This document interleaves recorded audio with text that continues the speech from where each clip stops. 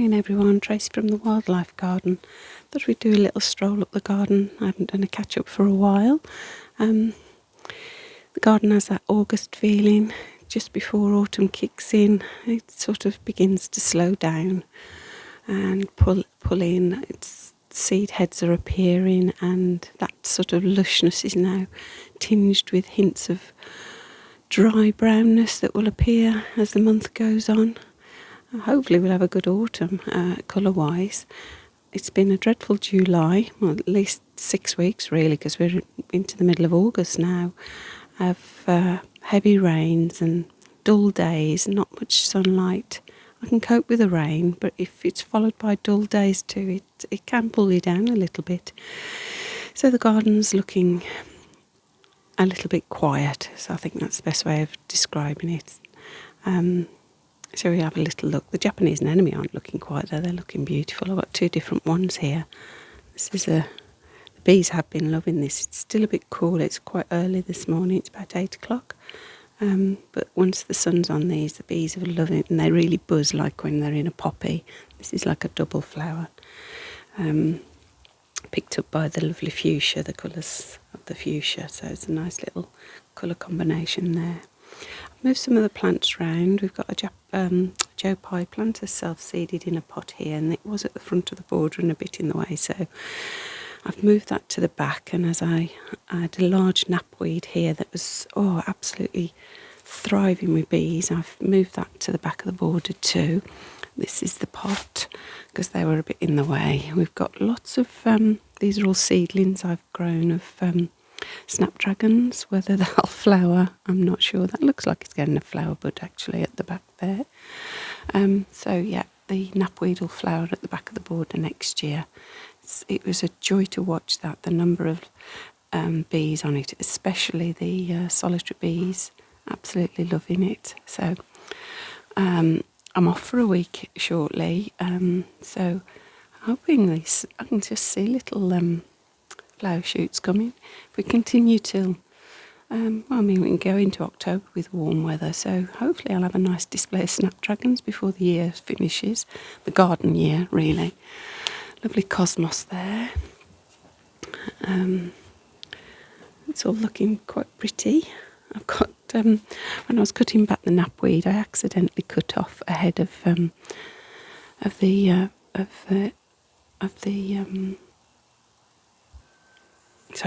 borealis.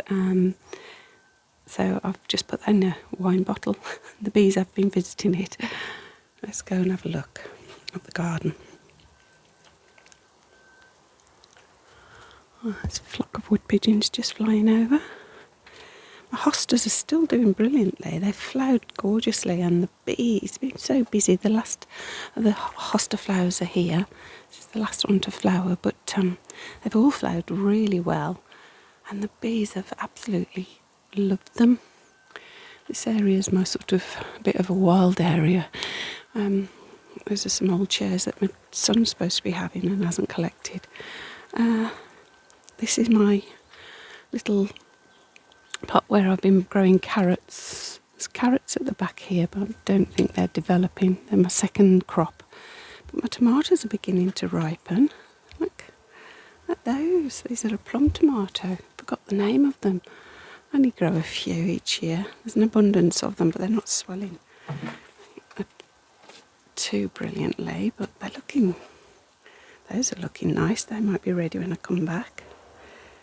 And more snapdragons. Then I've got like a little cherry tomato at the back here.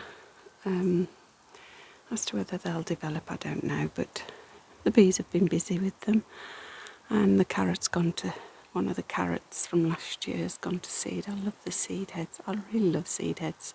Photographing seed heads is wonderful. Bee boxes, we've had some visitors. I'm trying to see. You can see some of the holes have been filled. There's a couple of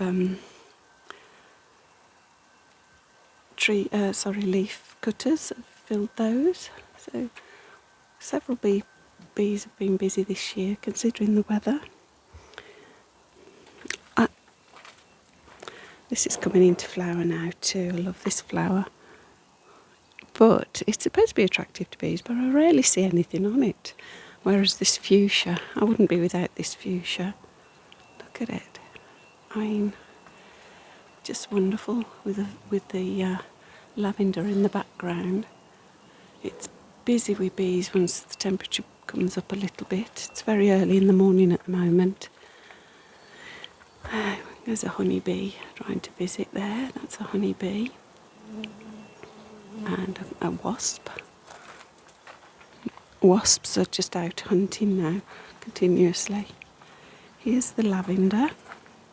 Absolute. I can smell the perfume. Oh gosh, it's just wonderful. Little honeybee on there at the moment. Can't see any bumblebees at the moment. As I say, it's still a bit cool. This is a bit mad here. I've had, I think this is red clover has decided to self-seed in my hanging basket. So that can stay for the time being. I'll have to transplant it. Or may have a hanging basket full of clover next year. I don't mind.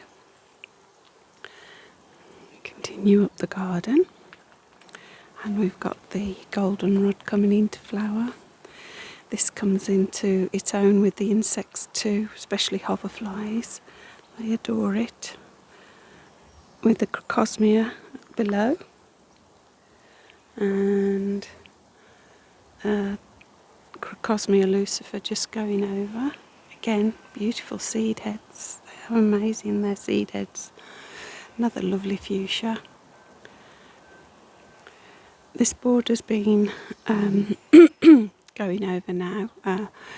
We've got the Joe Pye plant. Still quite tall, it's got tall again. And even taller in the background is the fennel. One time this border was in full sun, really. I planted the tree, so it's my fault. So it doesn't get as much sun. But what happened was that as the sun went round in the sky, we got east this side, west on the other, on the right. As the sun moved into the west, it would shine onto the garden. So this border got lots of sunlight then, but gets less now. But it's coping. We've got a knapweed still in flower here. I need to deadhead my rose at the back there, look. This rose is producing more buds. Joe Pye, absolutely flourishing at the back there. And this lovely geranium. That's always busy with solitary bees. And as I say, there's another knapweed there, and that's been busy with the solitary bees. But as you can see, it's all in shade at the moment, so nothing comes to it till about 11ish. Things start to appear in the garden. It's been a great year for hydrangeas. Look at that. Though it does get a few pollinators, but not a great number. And even my Weigella has decided to flush up a few more flowers. I'm hoping that'll have a fantastic display next year. It flowers on old wood. So here's all the new growth. As you can see, there's the difference. It's sort of a lime green colour, but as it ages, the variegation turns more of a creamy colour, a white and cream. And as you can see, that's where all the flowers are. So this part, you need to cut it back in spring once the flowers are finished to encourage all this new growth, and then that will flower next year. So I'm hoping I'll have an abundance of flowers there. My rose, because I've got a Japanese, no, it's not Japanese anemone, sorry. I forget the name of it, it's a creeper at the back. Anyway, it's taken over the fence. I haven't been in charge of it this year. I normally keep it under control, and I've just noticed my rose is now flowering right over my neighbour's garden. Can we see it? The sun. You can just see the rose is fighting for light at the back there. I must cut some of that back. It turns bright red in autumn, so it's a beautiful autumn plant. Doesn't produce any flowers, but great for privacy, but it does drop all its leaves in winter, so it's not privacy all year round. I can hear a robin. I hope it's my robin. I haven't seen him for ages. Here we come to the caterpillars. I won't see one straight away. Can you see how big and juicy they're getting now? Fantastic. I've been moving them around the garden as the plants have aged and they've nibbled most of the green off them. I've been picking them off and moving them to new plants. My throat's a bit thick this morning. My buddleia are so late coming into flower because of the shade it's in. It's only just coming into flower. And then look at the rowan. All the berries on the rowan tree. Within the next month, it's amazing to watch how the blackbirds strip this. As the blackbirds start feeding on it, they start at the very top and eventually work their way down to the last few at the bottom, and it's sort of, the berries disappear from the top down. It's feeling quite autumnal. It's quite moist at the moment with the damp from it was quite misty when I woke up, so the ground's quite wet. This border here, which is where my lung grass is normally, I've hand clipped that the other day. I went through it carefully, making sure there were no insects, and I've left a little bit of height to it, so anything that was in there could stay safe under the out of harm's way and can move on. So it's looking brown at the moment, but that's fine. I'll give it a good rake maybe tomorrow, and then that'll be it. I clipped and removed straight away. Not much seed in it, so yeah, it's quite green, the garden now, isn't it? With an odd splash of colour. The mallow's completely gone over now. Gosh, this can seed everywhere, and its little seed heads are just appearing, look. They're beautiful as well. This was the first spot for the cinnabar caterpillars on this ragwort, and I can just see one there. Look, oops, I nearly fell over. There's one there, and as you can see, the difference, it's completely stripped. It's amazing, isn't it? And then you compare it to, if we go over to this one where I've only just moved them, there's still an abundance of leaves to be munched. So that's what it looks like before the caterpillars strip it. What I will be doing is removing, there's a little wasp hunt in there. I don't think they take cinnabar. They wouldn't, because cinnabar contain an acid that's puts off. Let's see, there's the caterpillar now. The wasp isn't going near it. He's looking for little insects, but as you can see, these are beginning to seed, so I do need to control it a little bit, because ragwort can be quite invasive, so I do try and control it a bit, but not too much. It is a wildlife garden after all.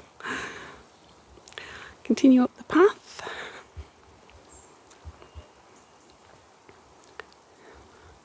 This is just come into flower. Look at that in the sunlight. It gets very busy with bumblebees. They seem to like that very much. And the phlox in underneath. Used to have a big patch of phlox here, but due to it being more shady now, don't get quite as much as I used to, but there's a little bit there, and more of that beautiful geranium. And I've never shown you this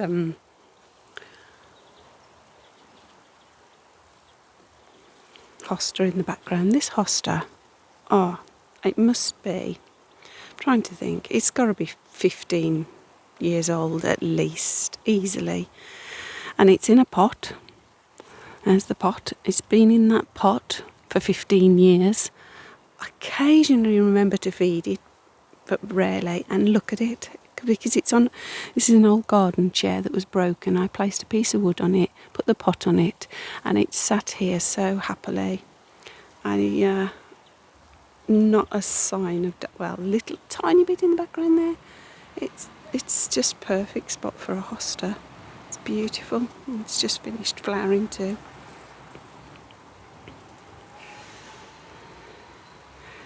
Here we go up to the top part, more sunshine on this bit. The Shasta daisies have just gone over, just starting to make their seed heads. Seem to be lots of berries appearing this year. Maybe we'll have a harsh winter. The foxgloves in seed. I shake those though and make them seed wherever they want. Up towards the pond. It's looking very green. I did remove a lot of the duckweed, but it produces so quickly. This pond needs a makeover really. It's so small, and don't know what to do about it really. The plants are too big for my beautiful plants. I've got a big pot. I'm thinking I might take the iris out and the marigold and perhaps put them in a pot and have just, there's even a lily in there that was supposed to be a dwarf lily that's not a dwarf lily. It's never flowered because there's never enough light for it. Perhaps put those in a pot and put it over the back there, and then just leave the pond without. I've got something in there that's better than that iris. It's just too big for a tiny pond like mine.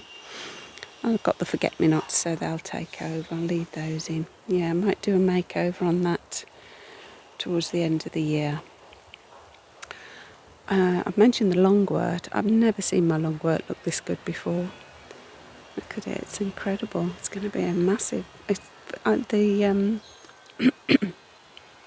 The bees next year have a great early spring flower. It's flowered beautifully next year.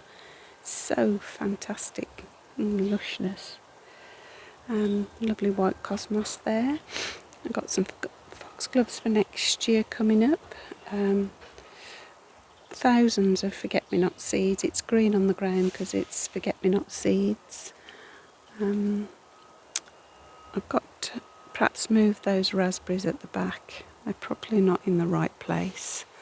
Apple tree. There are some apples on it, but it's not a good year for apples this year. Last year was a better year. It seems to produce better every second year. So, yeah, but there are one or two. As long as it flowers for the bees in spring. You can hear noise. Another visitor up the garden. The ace is looking great. It's enjoyed all the moisture this year.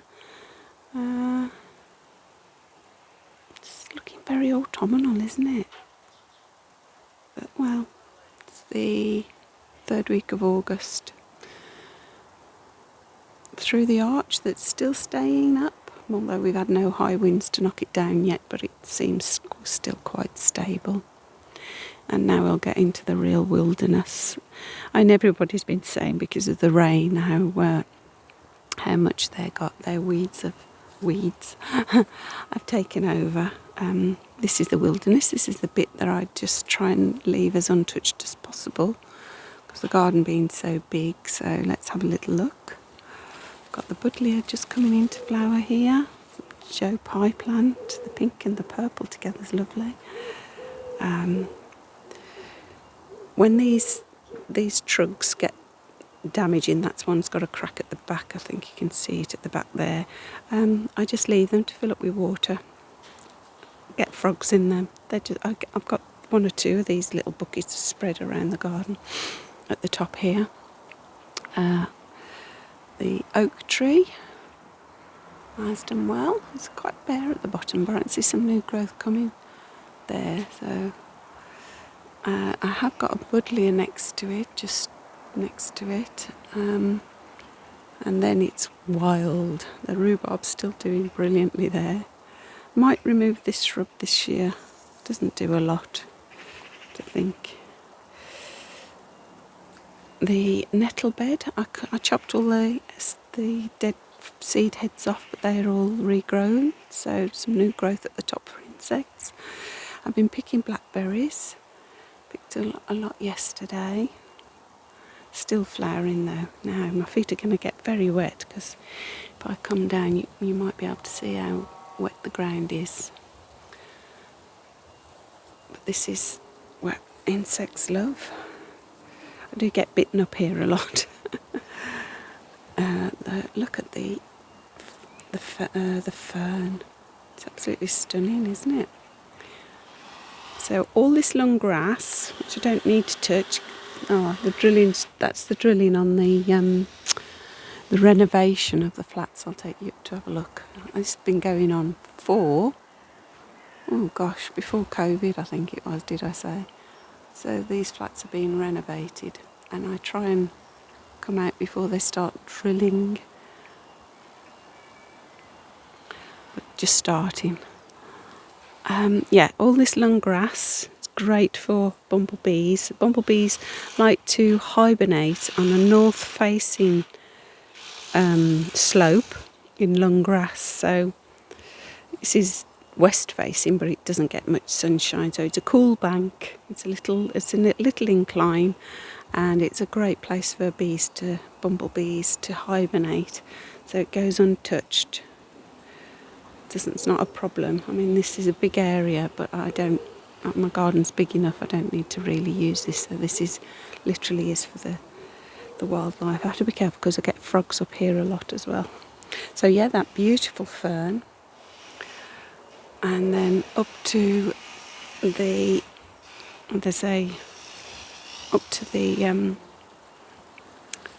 dry hedge. Look at all this. This is Jack by the hedge. Look at the size of the leaves. It's crazy. Jack by the hedge. Very old Christmas tree there. Just left to rot down there. This is my hedge. If I start at the bottom and slowly go up.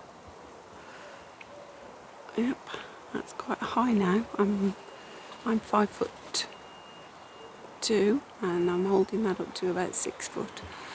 There's an ash tree there. It was a big tall shoot of an ash tree which I cut back, and it's like pollard in it. I can see all the new growth that's come on it, but I shall pollard that again next year. I want to try and keep that from getting too big. More blackberries here, look. And then the bees' nest seems to have finished. I haven't seen any bees going in and out for a while. There's just the wasps hunting. There's one hunting there. They're just looking for insects. And up we go. It's a little bank. And again, another great place for insects to hibernate and mammals to hide. That's the wilderness at the top of our garden. Into the neighbour's garden.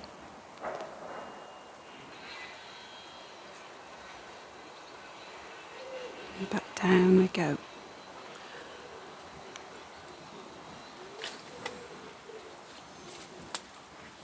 Just a collared dove in the background and the train going through.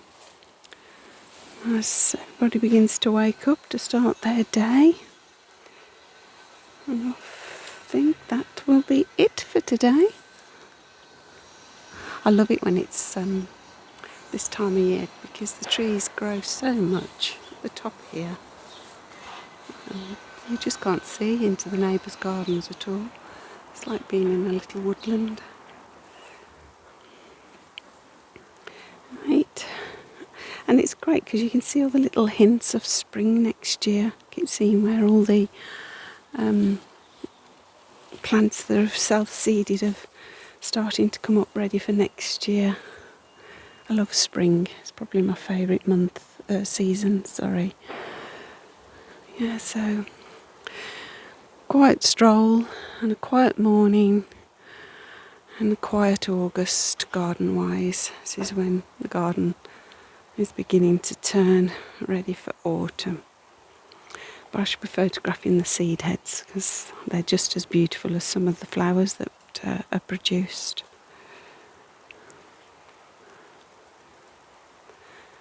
And there we are. You can see how much shade is on the garden at the moment. So the border on the west is very sunny as the sun rises in the east.